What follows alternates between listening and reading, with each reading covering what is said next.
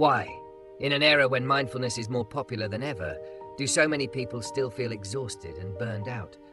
Why, when meditation apps and wellness influencers flood our screens, do anxiety and depression continue to climb in America? And why does the very technology that promises calm and balance often become the same source of distraction and stress? These questions are not just philosophical, they are urgent for millions living in a digital age where the search for peace can itself feel overwhelming. Mindfulness has become a buzzword, a market, a trend. But when filtered through the philosophy of Stoicism, it reveals both promise and pitfalls.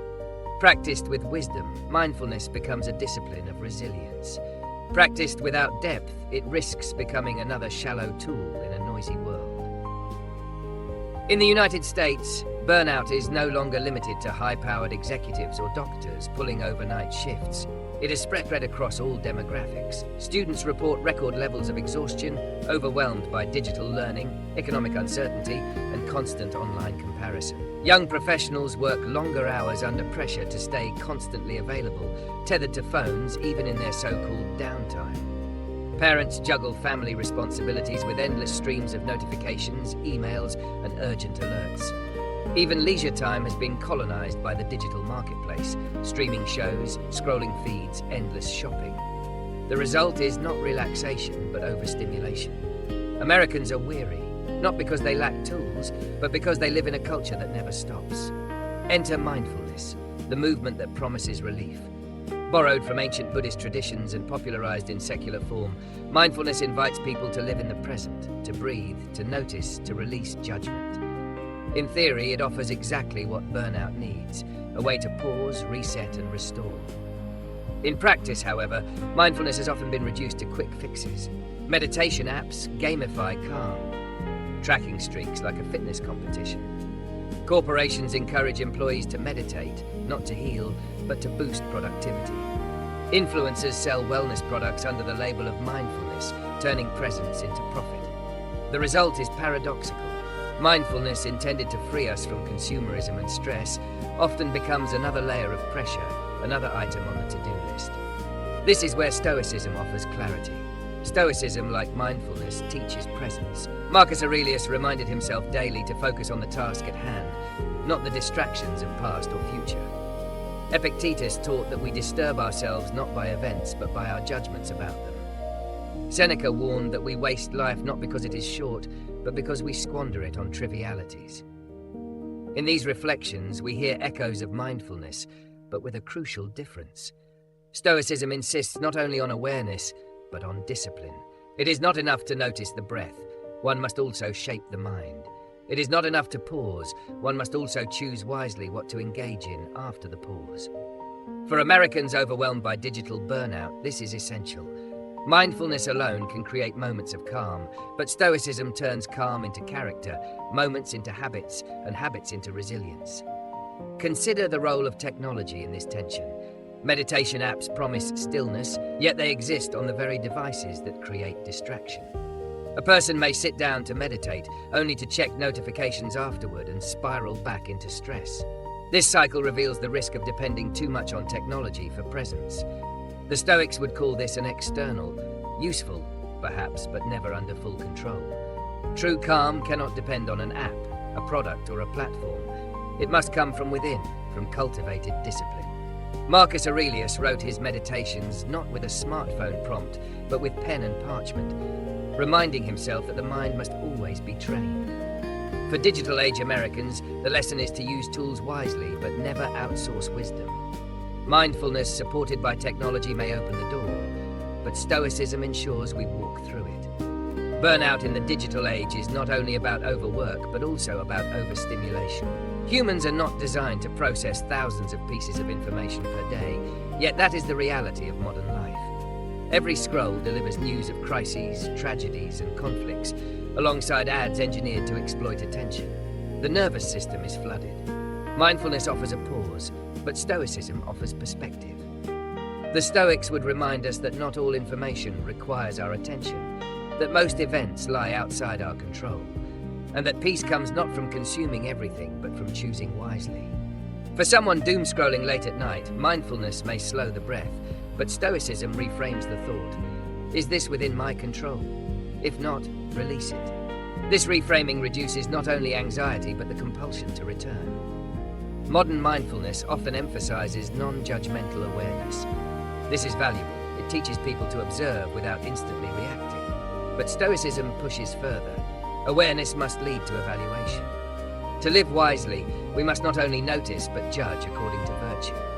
Epictetus taught that impressions strike the mind automatically, but reason determines response. Burnout often arises not because of the events themselves, but because we fail to judge them properly. We treat every email as urgent, every notification as important, every opinion as threatening.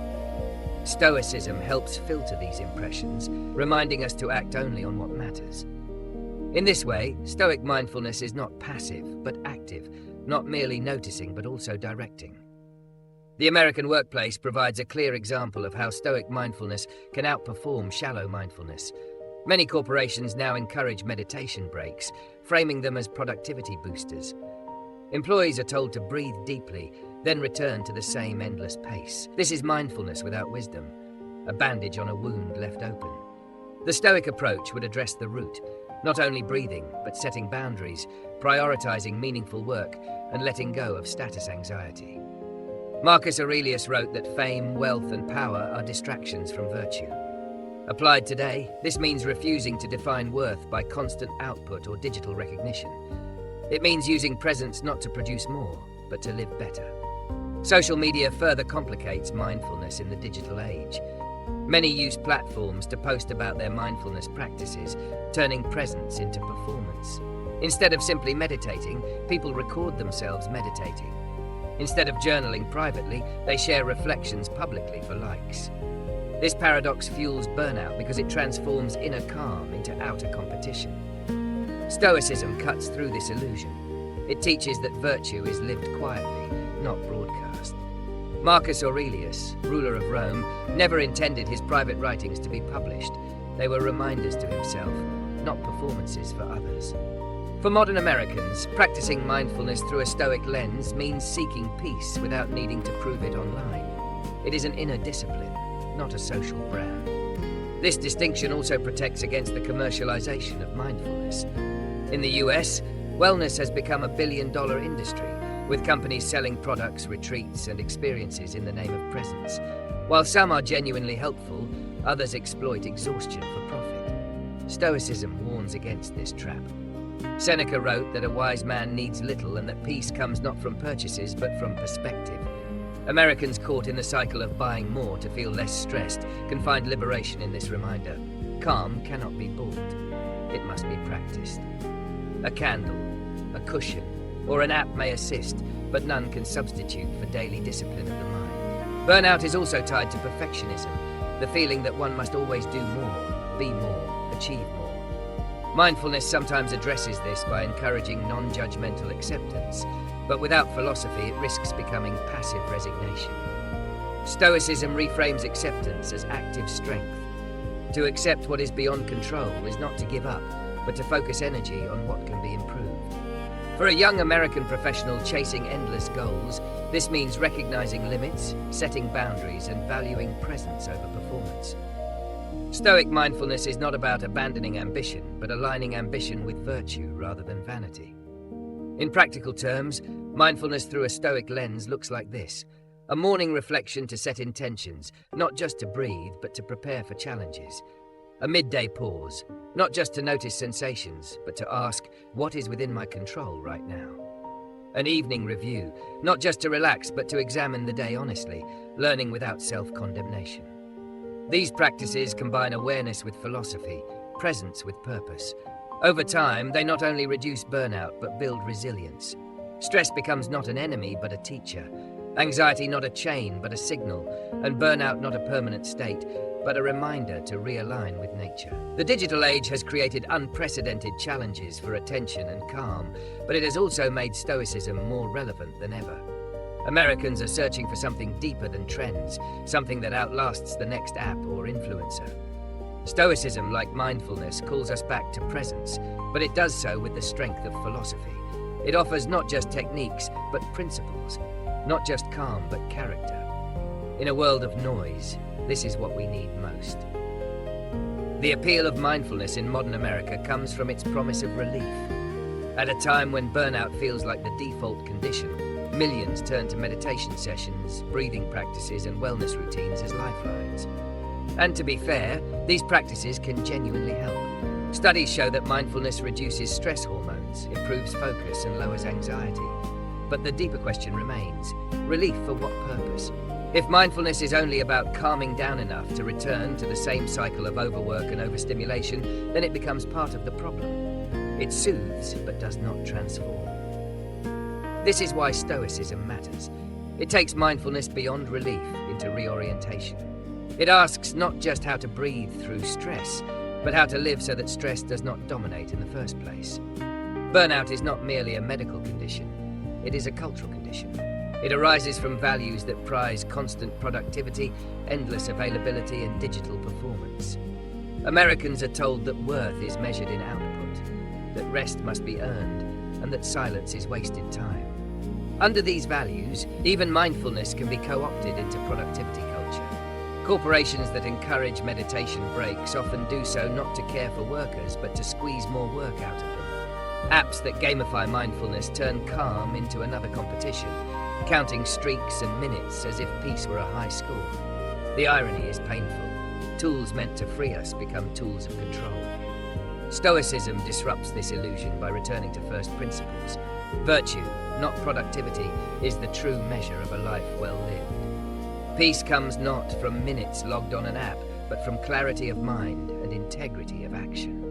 When Marcus Aurelius wrote to himself each morning, he was not trying to hit a meditation quota.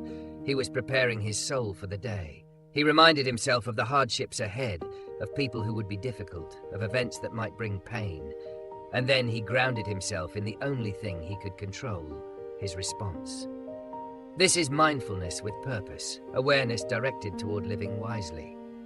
Imagine if modern mindfulness adopted the same focus. Instead of asking, "How many minutes did you meditate today?" we would ask, "Did today's reflection help you live with more courage, kindness, and clarity?" That shift transforms mindfulness from a temporary escape into a lifelong practice.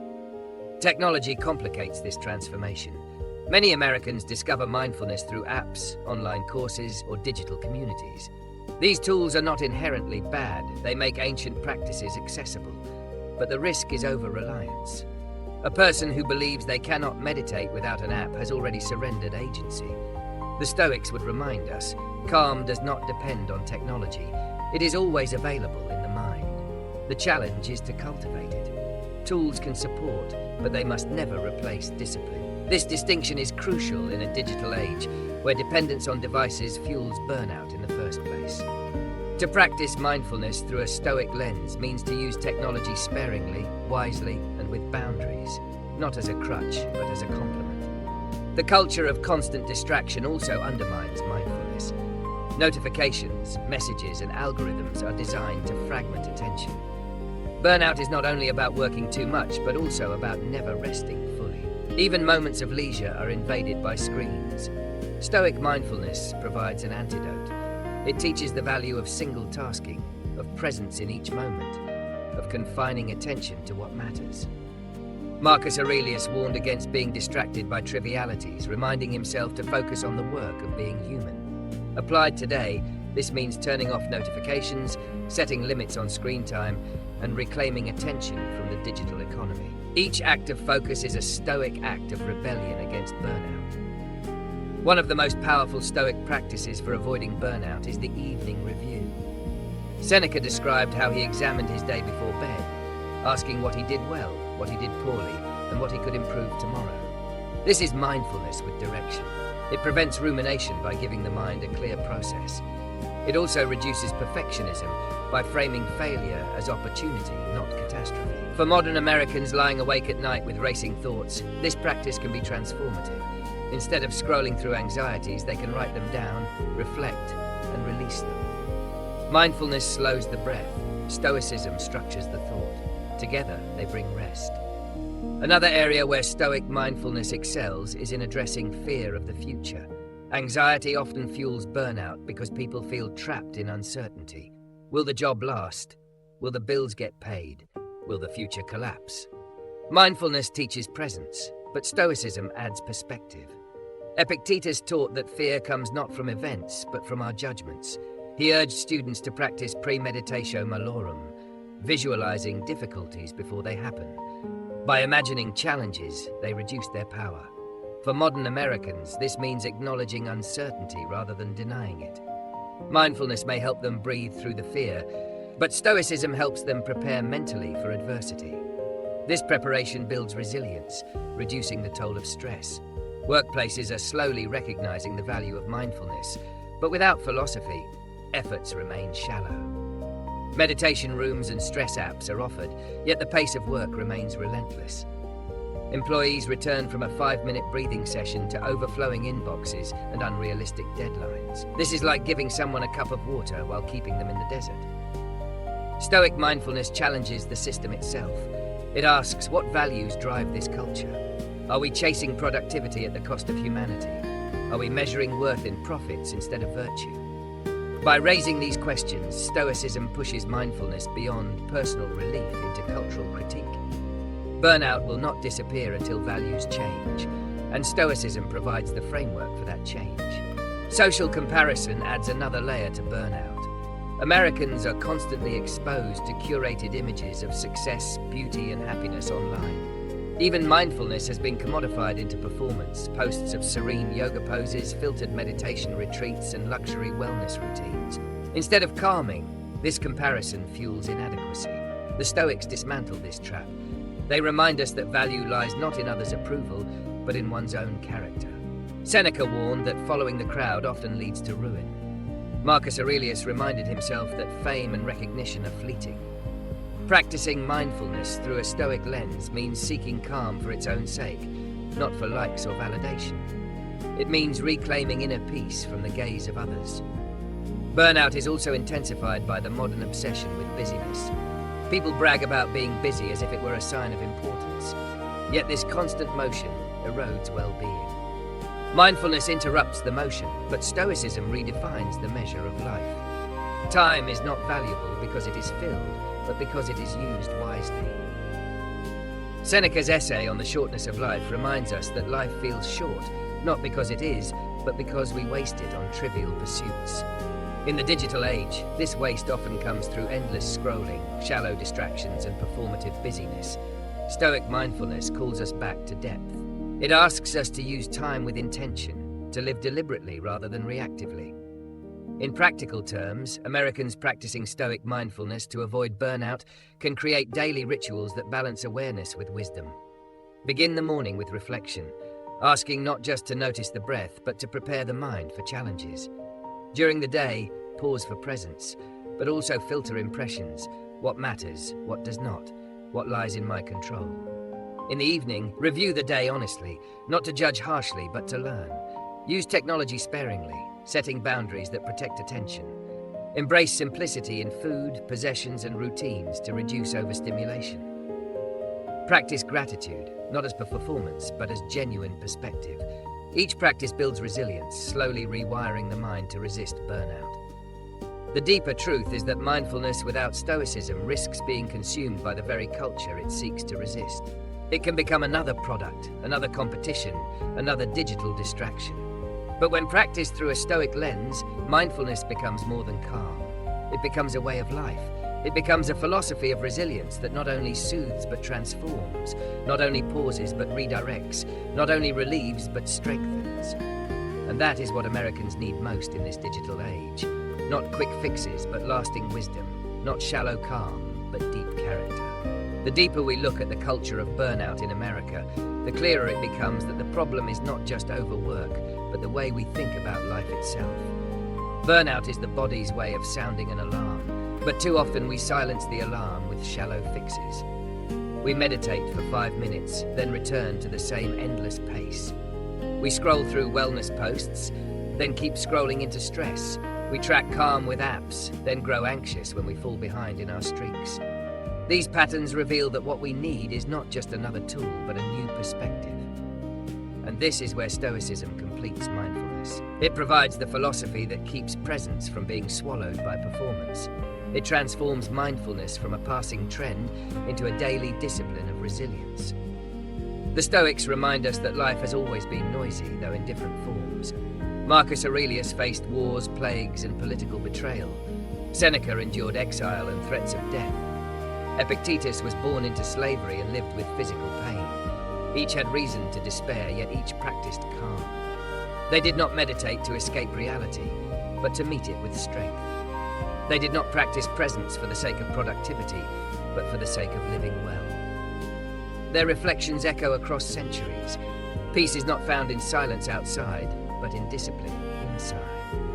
For Americans in the digital age, bombarded by constant information, this reminder is vital. Burnout will not be solved by empty pauses, but by reorienting values toward what truly matters. One of the most liberating Stoic insights is that time is our most precious resource. Seneca wrote that people are frugal with money, but wasteful with time, as if it were infinite. Burnout is the ultimate evidence of this waste. Days filled with endless tasks, but empty of meaning. Mindfulness, when practiced deeply, helps us notice time. Stoicism, when applied, helps us use time. Together, they turn burnout into clarity. A person who practices Stoic mindfulness realizes they do not need to do everything, only what aligns with virtue. They do not need to respond to every notification, only to what builds character. They do not need to prove their worth through busyness, only through integrity. This shift turns exhaustion into empowerment. Burnout is also tied to the illusion of control. Americans are taught to believe they can control outcomes if they work harder, optimize more, or hustle longer. But this illusion collapses under reality. Jobs are lost, economies shift, health falters. Anxiety grows when we cling to what cannot be guaranteed. Mindfulness invites us to accept the present moment. Stoicism clarifies it further. Distinguish between what is within your control and what is not. This distinction frees the mind. It releases the pressure to carry the weight of the world. It allows a person to rest without guilt, to pause without shame, to let go without despair. Burnout thrives on false responsibility. Stoicism cures it with clarity. We can see this most clearly in the way many approach digital life. People check phones constantly, terrified of missing out, convinced that control lies in constant awareness. But this very cycle feeds exhaustion. Stoic mindfulness offers a path out. It says, choose what you attend to, limit the noise. Remember that the opinions of strangers online are not in your control. What matters is your response, your discipline, your actions in the real world. By setting boundaries with technology, we reclaim both attention and energy. By reclaiming attention, we prevent burnout at its root. Another element of burnout is the fear of failure. Many Americans drive themselves to exhaustion because they believe stopping means falling behind. But Stoicism redefines success. Marcus Aurelius reminded himself daily that fame and approval are fleeting. Seneca insisted that true wealth is found in contentment, not accumulation. Epictetus taught that freedom lies in aligning with nature, not in controlling fortune. When these truths filter into mindfulness practice, they release the fear that fuels burnout. A person no longer meditates just to recharge for more endless striving. They meditate to remember what matters, to live according to values, to strengthen character. Success is no longer measured in output, but in peace of mind. The transformation is practical as much as philosophical. A morning routine with Stoic mindfulness may begin with gratitude for life itself, followed by reflection on the day's challenges and what lies within control. Throughout the day, mindfulness pauses are paired with Stoic questions. Does this deserve my attention? Is this reaction in my control? Is this worry imagined more than real? In the evening, reflection ties it together, reviewing actions without judgment, learning without self-condemnation. Over time, these practices do not just reduce stress, they build resilience. Burnout is not eliminated overnight, but its grip loosens, replaced by clarity and balance. Culturally, adopting Stoic mindfulness has the potential to shift American values. It challenges the obsession with busyness, the glorification of hustle, and the commodification of wellness. It calls for a return to simplicity, intentionality, and virtue. Imagine workplaces that measure success not only by productivity, but by sustainability. Imagine families that value presence over performance, meals without phones, conversations without interruptions. Imagine individuals who use technology as a servant, not a master. Each of these changes may seem small, but together they create a culture where burnout is no longer inevitable. The path forward is not to abandon mindfulness or reject technology. It is to anchor both in wisdom. Mindfulness practices are valuable, but without philosophy, they drift into superficiality. Technology is powerful, but without boundaries, it fuels exhaustion. Stoicism provides the anchor. It grounds presence in purpose, it guides awareness toward action, and it transforms practices into a way of life. For Americans living in 2025, this integration may be the difference between drowning in burnout and living with resilience. So as we close, the invitation is simple. If you feel exhausted, if you scroll endlessly for peace but never find it, if burnout has become your normal, then pause. Practice mindfulness, yes, but do it through a Stoic lens. Reflect not only on your breath, but on your values. Ask not only what you notice, but what you can control. Live not only in the present, but with purpose. In doing so, you transform moments of calm into a life of resilience. And if this message has resonated with you, then I encourage you to take the next step with us. Subscribe to Think Fresh Daily for more videos where ancient wisdom meets modern struggle. Like this video if it helped you see burnout differently. Share it with someone who is overwhelmed by the digital age and needs to remember that peace is possible. Together, we can build a community that does not chase shallow calm but cultivates deep wisdom. A community that practices mindfulness not as trend but as philosophy. The digital world will not grow quieter. The pace of life will not slow down on its own. But with Stoicism as your anchor and mindfulness as your practice, you can meet this age not with burnout, but with balance, not with exhaustion, but with resilience. That choice is always yours.